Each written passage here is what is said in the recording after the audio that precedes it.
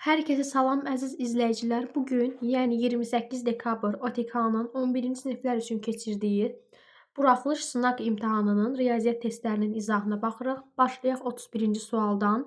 31-ci sualda bizə deyir ki, bərabəryanlı trapesiyanın kiçik oturacağı 2 sm, yan tərəfləri 4 sm, iti bucağı 60 dərəcə olarsa, trapesiyanın diaqonalını istəyir. Demək, trapeziyanın yan tərəfləri 4-4-dür, kiçik oturacağı 2-dir, iti bucağı da 60-dır. İlk öncə trapeziyanın hündürlüklərini çəkərək başlayaq suala. Trapeziyanın buradan da hündürlüyünü çəkirəm. Yaranır 90 dərəcə, yəni düzbucaqlı 3 bucaq. Demək, burada qalacaq 30 dərəcə. 30 dərəcəli bucaq qarşısında ilə hipotenuzun yarısıdır. 4-ü böləcəm 2-yə, bura düşəcək 2. 60 dərəcənin qarşısındakı da 30 dərəcənin kökdə 3 mislidir. Yəni hündürlüyün də uzunluğu eləyəcək 2 kök altında 3. Daha sonra bura 2-dirsə eyni qaydada burada 60-dır, burada 30-dur. Bura qalır 2. İndi yuxarıda kiçik tərəf oturacağı bunun 2-dir. 2-nin qarşısı burada 2 olmalıdır. Çünki bu paralelogramın xassəsidir. Paralelogramın demək xassəsindən istifadə edib buranı 2 tapdıq. Trapeziyanın böyük oturacağının uzunluğu da olur 6 sm. Bunu tapandan sonra biz diaqonalı çəkirik. Diaqonalı çəkək. Bura olacaq diaqonal. Burada yarandı düzbucaqlı 3 bucaq. Hansı ki katetləri 2 kökdə 3 və 4-dür. Pifaqor teoremindən istifadə eləsəm, d-nin kvadratı bərabərdir 4-ün kvadratı üzərinə gəlinsin 2 kök altında 3-ün kvadratı. D-nin kvadratı bərabərdir. 4-ün kvadratı 16-dır. 2 kök altında 3-ün kvadratı da 16-dır. 12-dir. 12 ilə də 16-nı toplayanda 28 eləyir. 28-dən də kök çıxır. 4 vur 7 kimi yazsam, çıxacaq 2 kök altında 7. Diaqonalın uzunluğunu tapdıq ki, 2 kökdə 7-dir. Cavab eləyəcək Y variantı. Sonra 32-ci sualda trigonometriya sualıdır. İlk öncə ortaq məxrəc gətirirəm. Ortaq məxrəc sinus 3x vurulsun kosinus 3x-dir. Sinus 3x vur kosinus 3x. Deməli, kəsirin surətində alınacaq kosinus 9x vurulsun sinus 3x. Kosinus 3x plus sinus 9x vurulsun sinus 3x. Kəsirin surətində alınır kosinus toplama teoremidir bu. Alınacaq kosinus 9x vur kosinus 3x üzərinə gəlsin sinus 9x vurulsun sinus 3x. Bu alınacaq kosinus 9x çıxılsın 3x-in açılışıdır. Yazacağım kosinus 9x-dan da 3x çıxanda eləyir kosinus 6x. Məxrəcdə mən məxrəcin hər tərəfini 2-yə vurub 2-yə bölsəm, 2-də 1-ə vurub 2-yə vursam, burada yaranacaq 2 sinus 3x vurulsun kosinus 3x. Bu da sinus 2 alfanın açılışıdır. Olacaq, demək, 2-də 1 vurulsun sinus 6x. 2 kəsirin surətinə çıxsa, olacaq 2 vurulsun. Kosinusun sinusa nisbəti bizə verir tangens alfanı. Bu eləyəcək 2 tangens 6x. X-in qiymətini yerinə yazsam, olacaq 2 vurulsun tangens 6 vurulsun pi bölünsün 24. 6 ilə 24 ixtisar getsə, qalacaq 2 vurulsun tangens pi bölünsün 4. Pi bölünsün 4 45 dərəcə deməkdir. Tangens də 45 dərəcədə 1 olur. 2 vurulsun 1, 2. Cavab elədi Y variantı. 33-cü sualda ilk öncə məxrəcdən ortaq vuruq çıxartsam, məxrəcin ortaq vuruğu B-dir. B-ni çıxardanda qalacaq B çıxılsın A. Surət olduğu kimi qalır. Üzərinə gəlinsin. İkinci kəsirin məxrəcindən A-nı ortaq vuruq kimi çıxarsam, qalacaq A çıxılsın B. Vurulsun AB bölünsün A plus B. Daha sonra burada olacaq 1 bölünsün A plus B-ni mötərizənin xaricinə çıxartsam, mötərizənin daxilində qalacaq mənfi A bölünsün B. Üzərinə gəlinsin B bölək A. vurulsun AB bölünsün A plus B. Daha sonra mötərizənin içini sadələşdirsəm, ortaq vuruq A vurulsun B'dir. Burada alınacaq AB-ni B-yə böləndə eləyəcək burada mənfi A-nın kvadratı. Üzərinə gəlinsin B-nin kvadratı. Vurulsun AB bölünsün A plus B. AB-lər buradan ixtisar getsə, kəsirin məxrəcində olacaq A çıxılsın B, A plus B. Bu da A kvadratı çıxılsın B-nin kvadratı deməkdir. Buradan mənfini də surətdən mötərizənin xaricinə atanda qalacaq A kvadrat çıxılsın B-nin kvadratı. Bunlar ixtisar getsə cavab qalacaq -1. Yəni A variantı. 34-cü sualda kvadrat köklərə aid bir testdir. Bu testi yazanda mötərizənin xaricindəki kök altında 4 çıxılsın kökdə 7-ni mötərizənin daxilinə vuracam. Olacaq 4 çıxılsın kökdə 7-nin burada kvadratı. Üzərinə gəlinsin. Kökdə 2 vurulsun. Kökün altında 4 çıxılsın kökdə 7. Bunu həll eləsəm 4 çıxılsın kökdə 7. Burada kvadratla kök ixtisar gedəcək. Qalacaq modulda 4 çıxılsın kök altında 7. Bu da müsbət olacaq. Müsbət olanda da olduğu kimi çıxarda bilərəm. 4 çıxılsın kökdə 7. Üzərinə gəlinsin. Kökdəkini kökün daxilinə vuranda bilirəm ki, köklərin dərəcəsi eyni olanda bir kök altında yaza bilərəm. Olacaq kökün altında 4 vur 2 8 çıxılsın 2 kök altında 7. Burada artıq 2 qat radikal alınır. 2 qat radikalı həll edəndə də biz istifadə eləyirdik mürəkkəb kök düsturundan. Mürəkkəb kök düsturuna görə elə ədəd tapmalıyam ki, hasili 8 eləməlidir, cəmi də 7. Bu da təbii ki 7 ilə 1-dir. Yazacağım bunu da kökün altında kökdə 7 plus bu ifadənin kvadratı. Burada minus olduğuna görə burada da avtomatik köklə 7 çıxılsın 1 yazıram. Bu formada yazıram. Kvadratla kök yenə ixtisar gedir. Modulda alınacaq 4 çıxılsın kökdə 7. Modulda kök altında 7 minus 1. Bu da müsbət olduğuna görə olduğu qaydada çıxır. Alınır kökdə 7 minus 1. Mənfi kökdə 7, müsbət kökdə 7 islah olur. Qalır cavab 4 çıxılsın 1. 4-dən də 1 çıxanda 3 eləyir. Yəni Y variantı. Sonra 35-ci sual. 35-ci sualda saf dövrə onluq kəsir və qarışıq dövrə onluq kəsirin adi kəsirə çevrilməsi ilə yazacağam. Birinci kəsir qarışıq dövrə onluq kəsirdir. Adi kəsirə çevirəndə dövrdəki rəqəmlərin sayı qədər 9, mötərizənin çölündəki rəqəmlərin sayı qədər 0.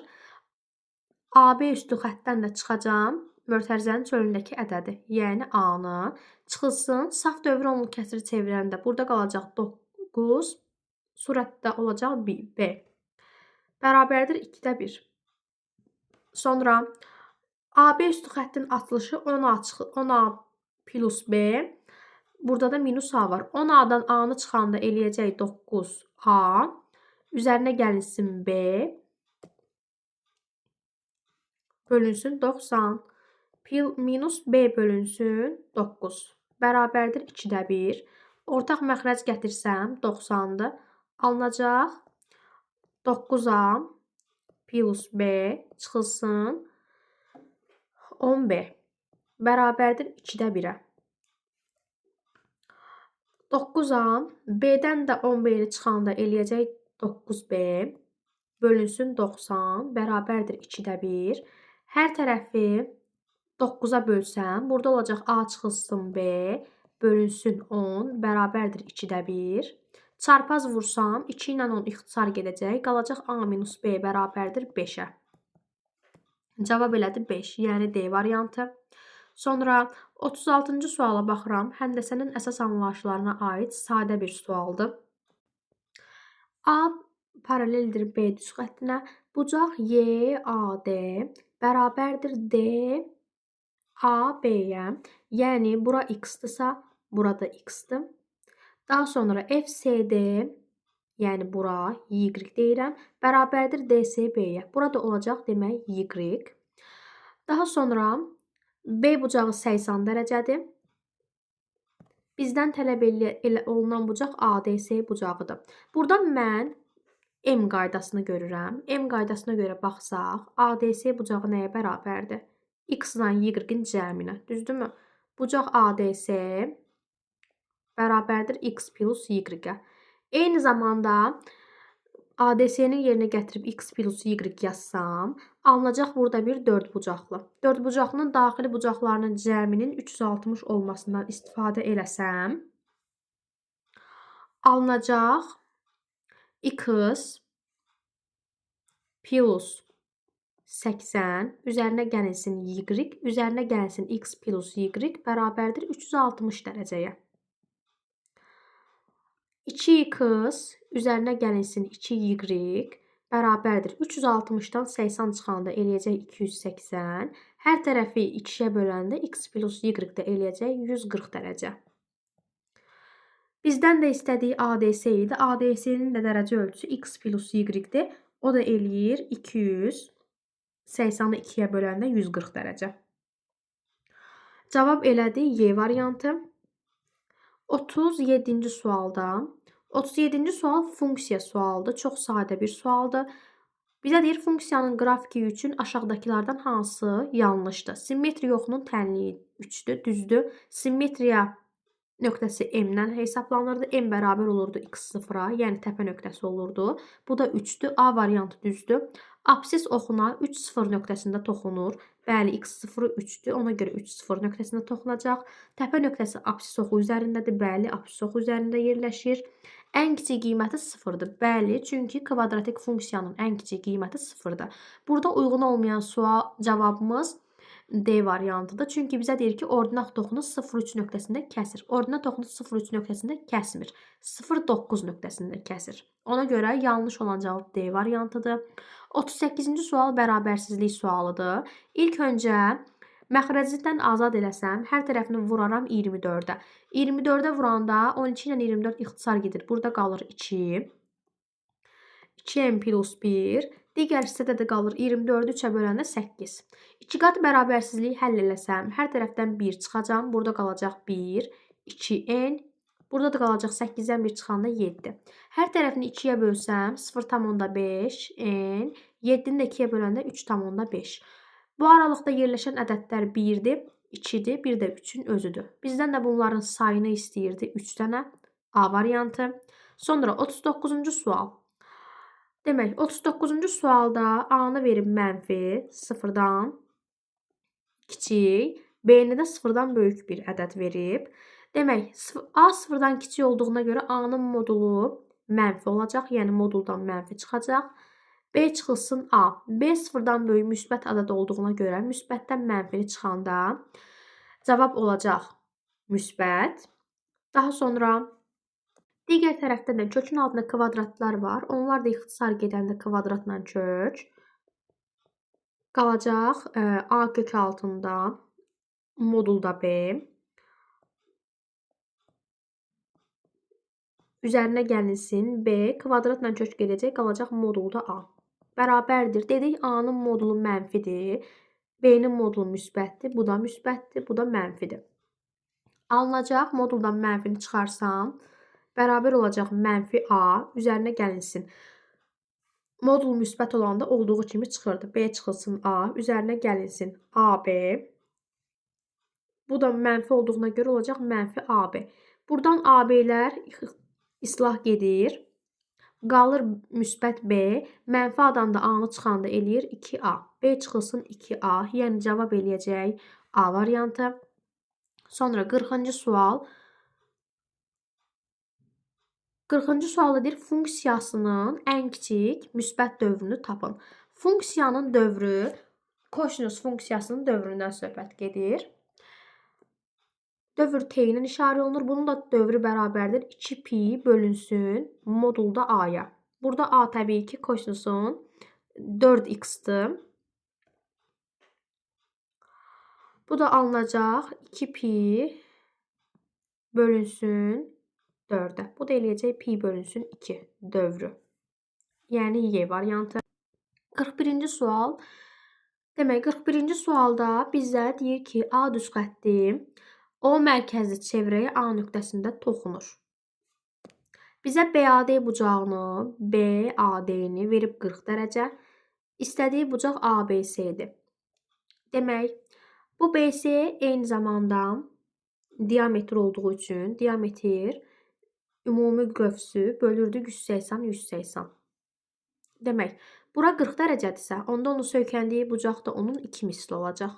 Qövsün dərəcəsi olacaq 40 vur 2, 80.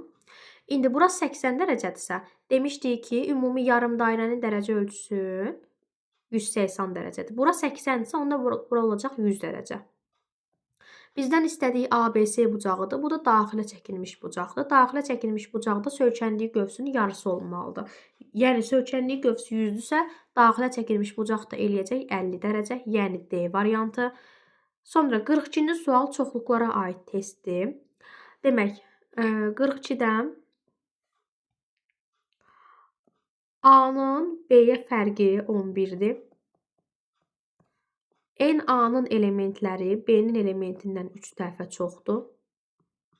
A-la B-nin kəsrməsi də 1-dir. Bu sualı işləmək üçün ən rahat yol diaqram üsuludur. Euler Venn diaqramlarını çəkirəm. A ilə B-ni qeyd edirəm. Kəsrməsində 1 dənə element var. Yalnız A-nın elementi 11 dənədir.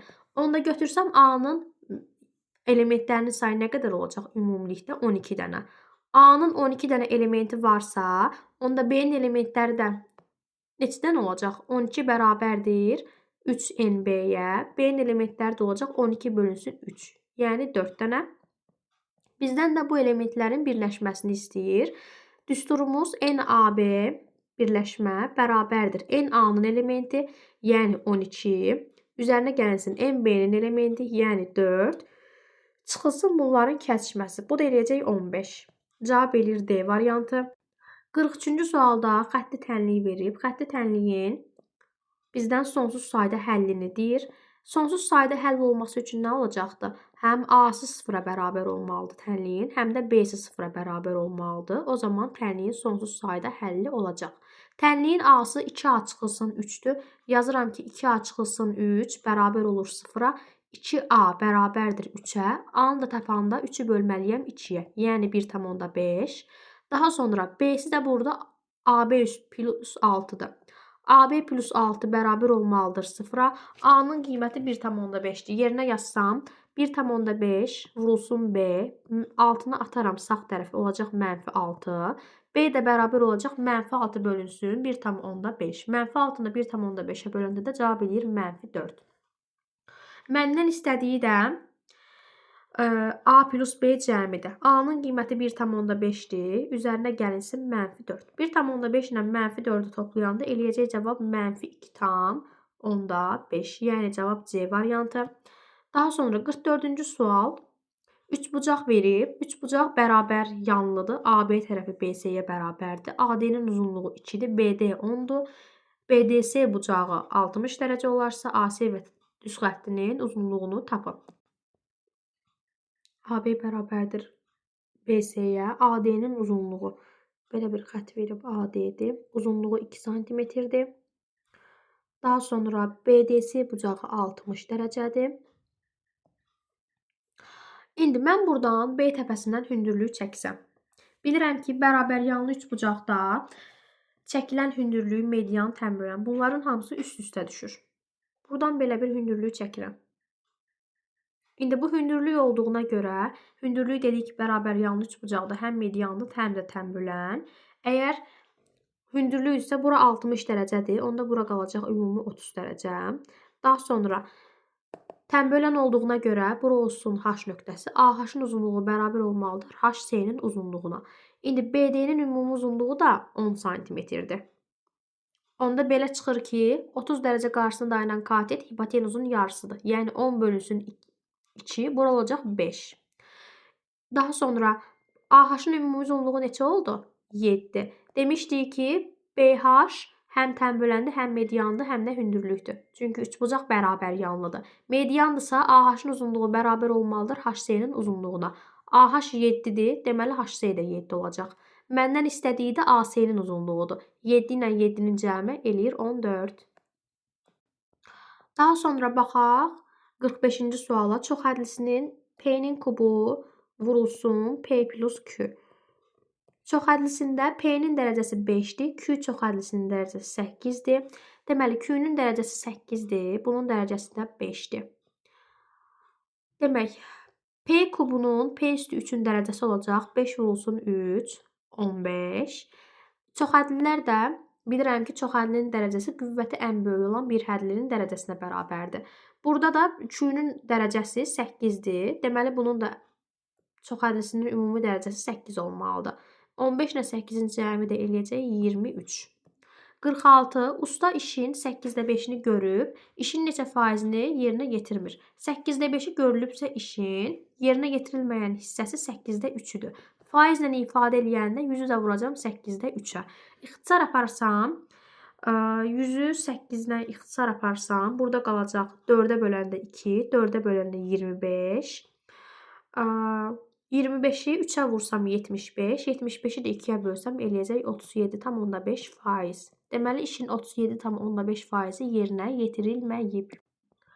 47-ci sual. 47-ci sual paralelograma aid bir testdir. Ümumi paralelogramın sahəsi 108-dir. AK bərabər olur BK-ya. Məndən istəyir ki, BFC-ni sahəsini tapın. İlk öncə biz bilirik ki, paralelogramın xassəsinə görə paralelogramın diaqonalı onun sahəsi bərabər olan 2 dənə üçbucağa ayırır. Yəni, ümumi paralelogramın sahəsi 154-dürsə, 108-dirsə daha doğrusu, üçbucaqların da sahəsi olacaq 54-54. Demək, buradan KS-ni çəkirəm.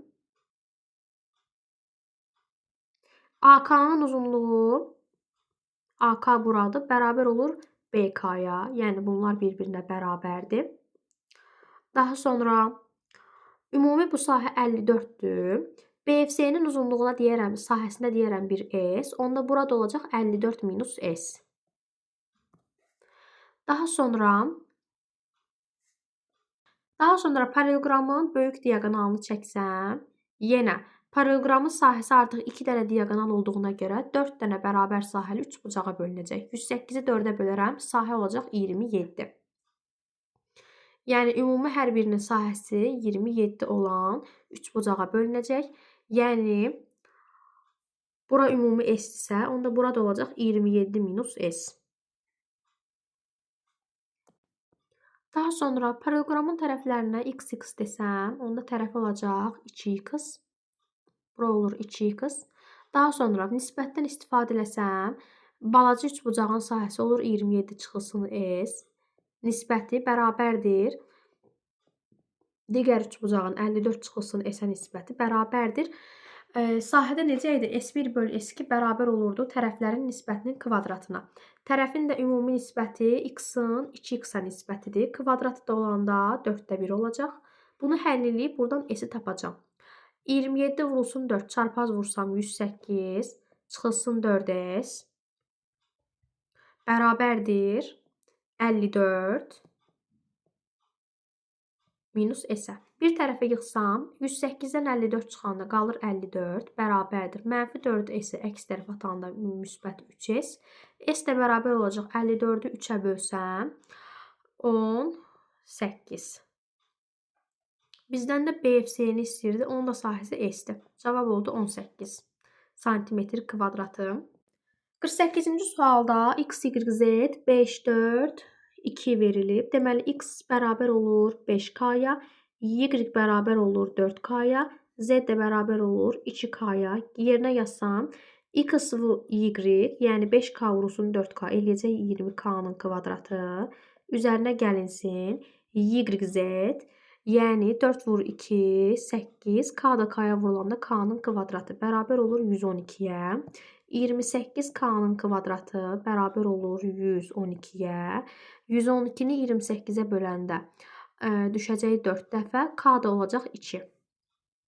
Təbii ki, mənfi 2 olmaz. Çünki bizə sualda bunun natural verib hər birini. Demək, x olacaq 2 vur 5, 10.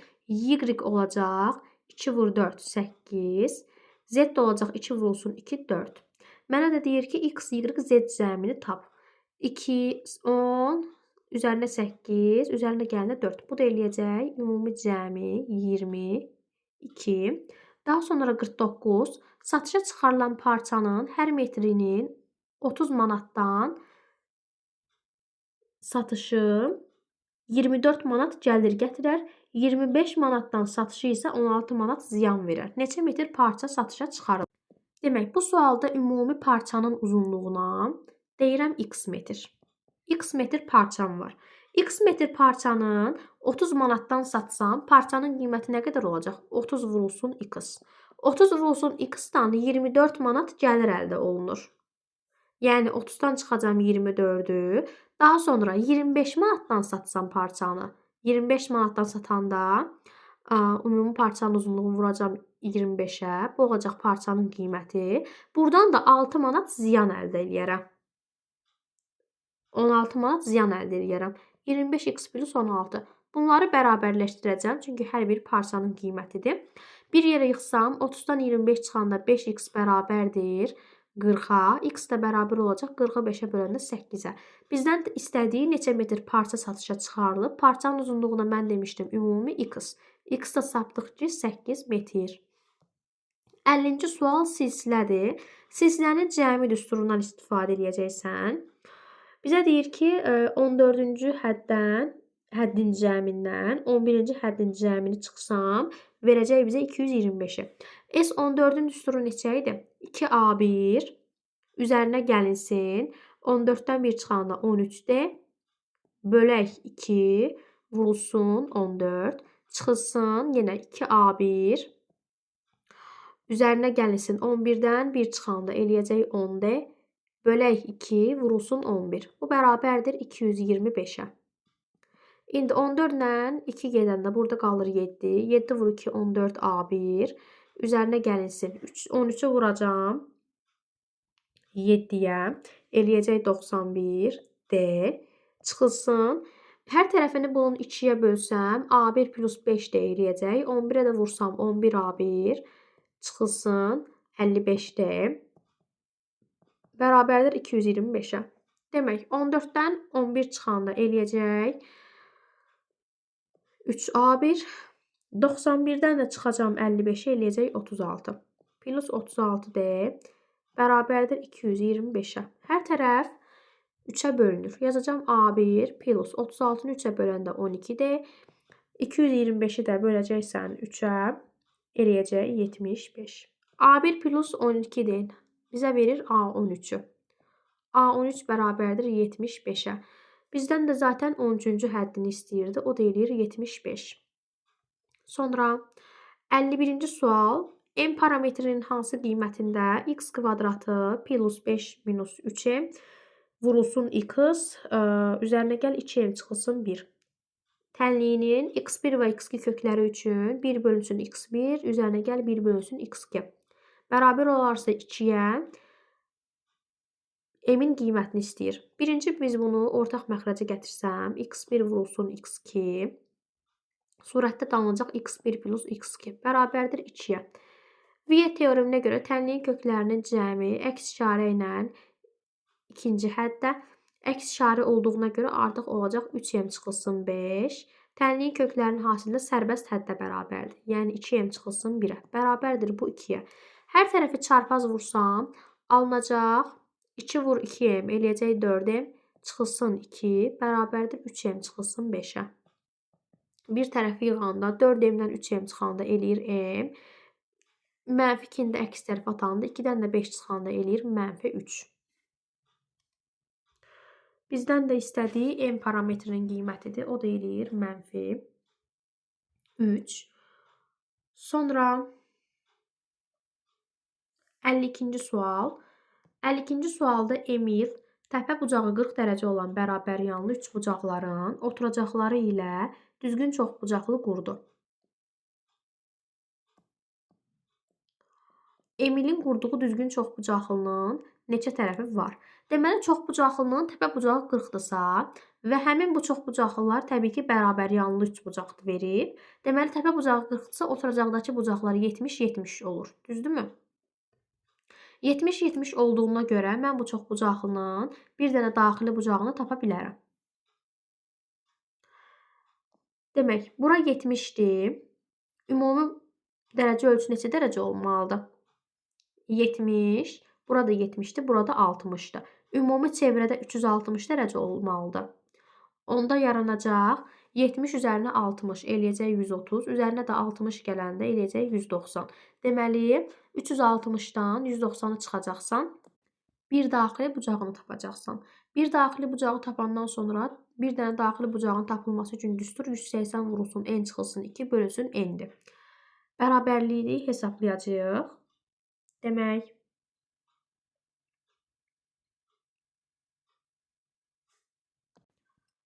bura 60 dərəcədir. Burada olur 70 dərəcə. Burada olur 70 dərəcə. 70 ilə 70 140-dır. Üzərinə də 60 gələndə eləyəcək 200. Onda deməli bunun bir dənə daxili bucağı eləyəcək 200, 360-dan 200-ü çıxanda qalacaq bura 360 çıxılsın 200, yəni 160 dərəcə. Deməli bu çoxbucaqlının bir daxili bucağı 160 dərəcədir. Bir daxili bucağın dərəcəsi üçün düstur neçə idi? 180 vurulsun n-2 bölünsün n-dir. Bunu bərabərləşdirib tapa da bilərəm. Əgər indi bir daxili bucaq 160-dırsa, onda bunun bir dənə xarici bucağı neçə dərəcə olacaq? Xarici bucaqla daxili bucaq bir-birinə qonşudur. 180 çıxılsın 160-a, yəni 20 dərəcəyə.